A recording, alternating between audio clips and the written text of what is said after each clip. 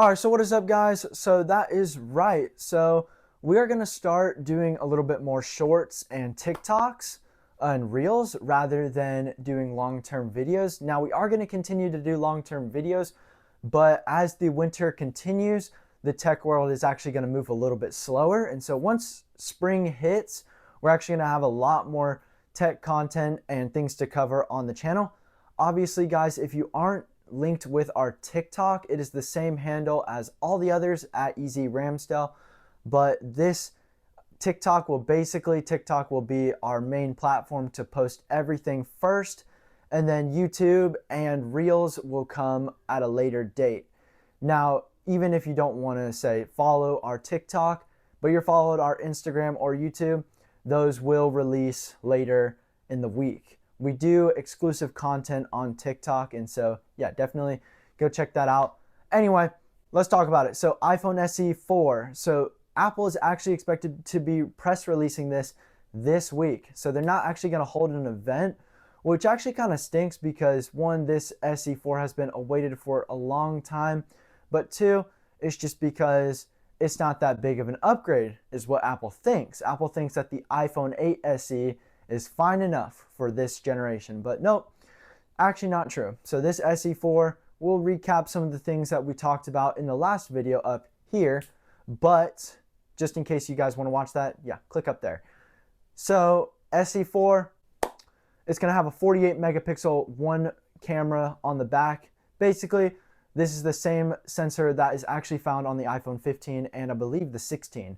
It's going to have a 12 megapixel front camera. We're expecting to have similar designs to the iPhone 14. However, we are going to probably be getting that dynamic island setup and USB-C.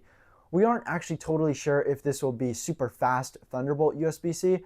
I think it'll actually be slower USB-C just because Apple wants to save those features for the Pro phones, which stinks, I know.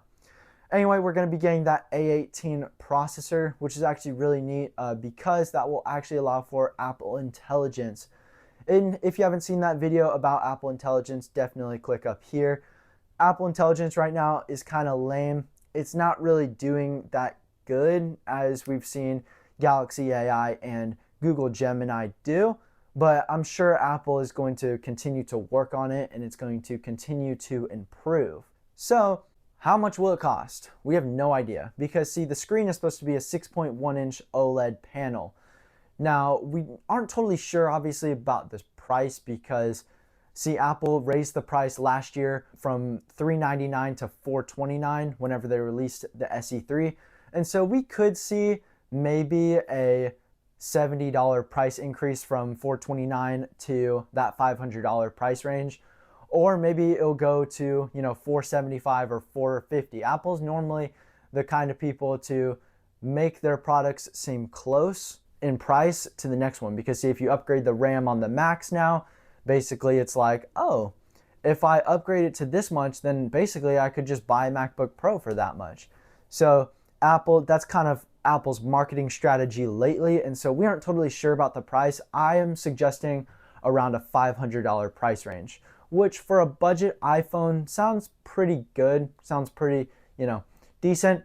And the last thing, so the iPhone SE is expected to also be getting its own 5G modem chip. So Apple, I think, is getting to the point where they're about to leave Qualcomm and they're going to start creating their own 5G modem chips. We aren't actually totally sure how efficient these chips will be.